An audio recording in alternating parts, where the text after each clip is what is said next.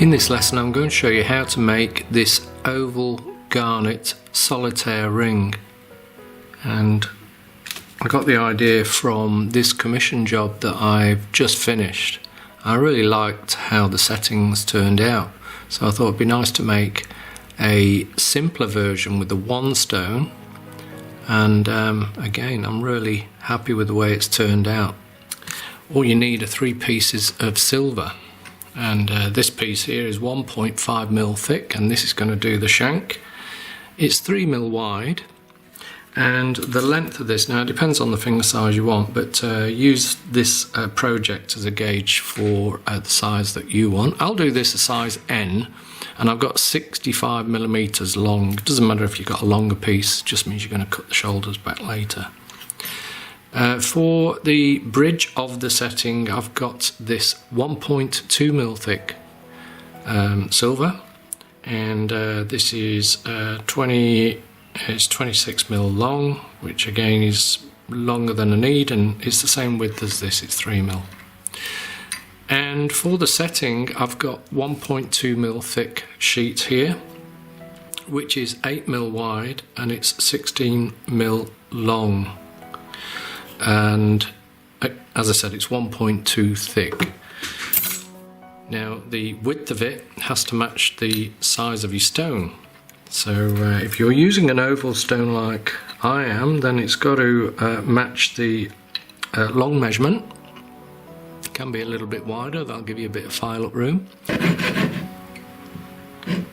So a little nick at both ends, and that'll help to keep the saw blade on track. Now I've only just started the cut there. I'm going to leave it at that, make it a little bit curvier, so I'll put it in the next one. A smaller punch.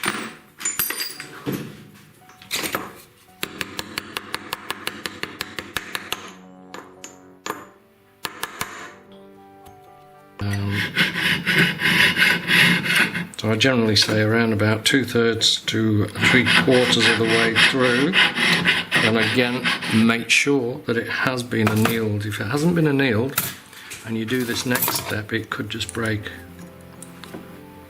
So we'll do it a few more times.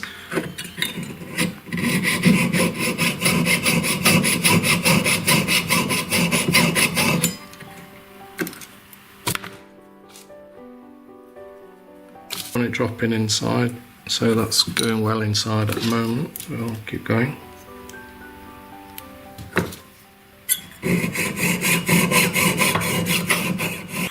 And then if you've got a steady hand, you can just put it on the joint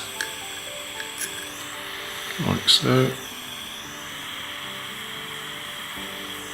Place the stone on top. You can see where the claws will be, and you can also see it's going to need a little bit of a squeeze to make it look right. So I'll just use my nylon pliers, squeeze myself some guidelines going down, and just knowing that I'm going to stay with it. So before you turn your cut, lubricate your blade, keep the blade moving, and then turn it.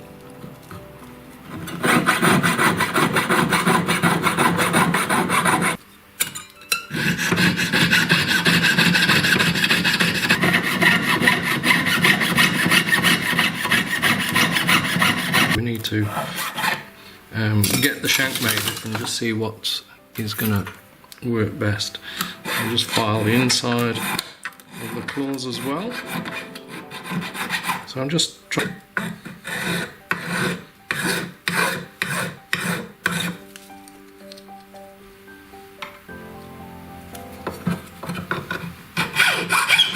Right, that stone's going to go right inside, but it's time to work on the shank. Send it away so that I can overlap it.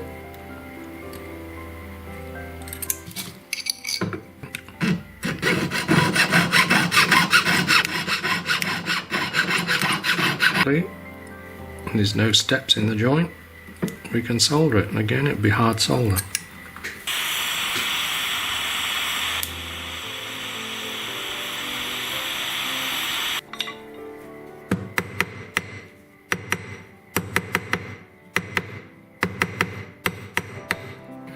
cut into the band,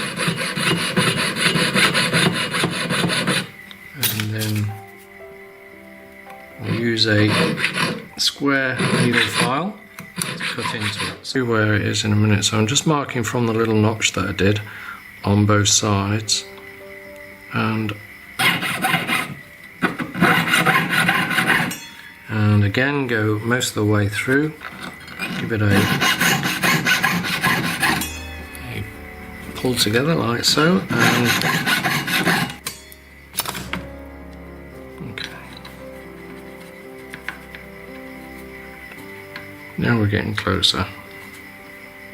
The shank, and they're now helping me to make sure that the shoulders are lined up correctly, so this is perfectly symmetrical through here, and cut it square as well.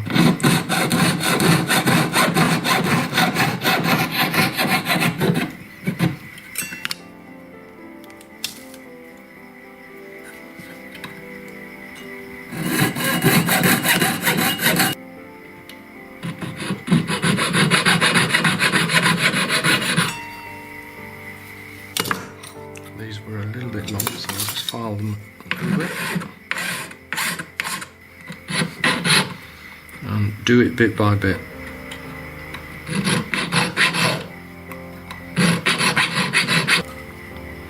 So not too far shape-wise. Like that. You can see it's a bit long, but I'm not gonna file that yet.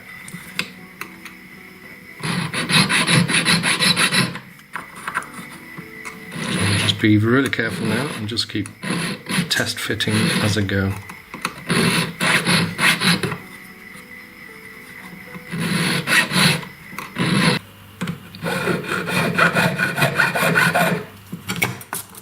Switch back to my square needle file and that'll work better.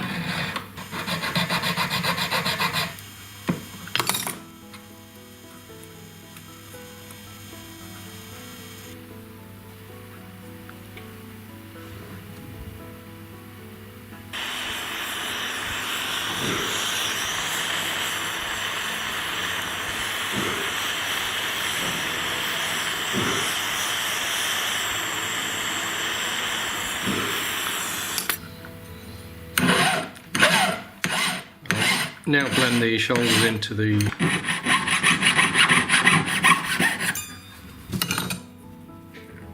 this is all going to be filed in later on, so I'm not too worried about the tool mark.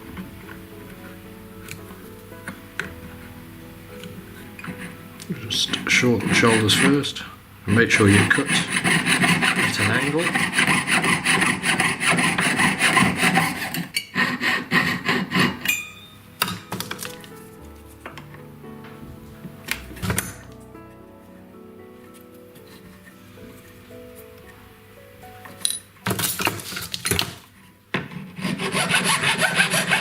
What I want to do is shorten the shoulders and round them, and hopefully they'll fit in nice and snug in the gap there. So let's see how we go. So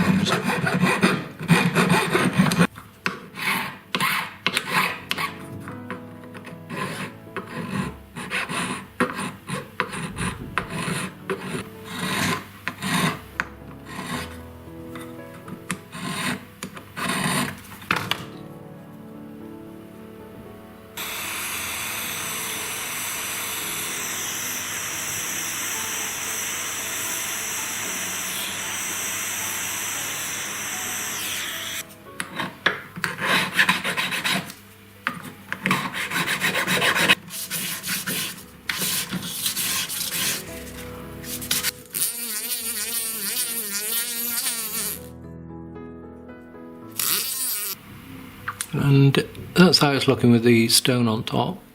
And you can imagine once that's set, I can do a little bit of fine tuning to get those claws to look a little bit more elegant. But at this stage I'm going to do some cut work with a tapered setting burr.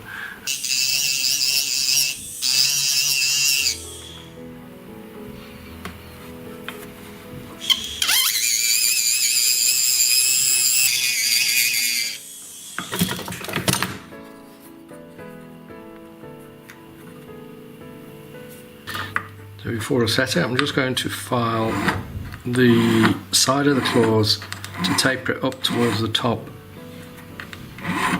That's positioned in the setting now, so I'll just squeeze the claws a little bit further on. Do another check.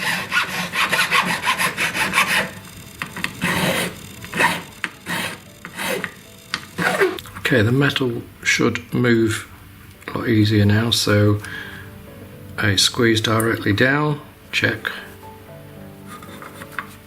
and do the opposite one, and then making sure I don't contact the stone.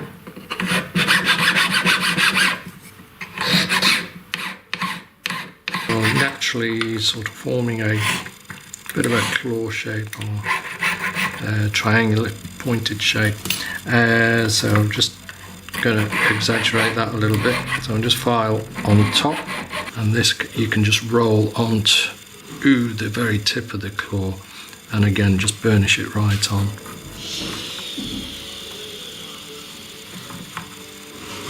And that's it, that's covered that gap, and I'm just going to give it a final file up. There we have it, set, polished and finished. Hope you enjoyed.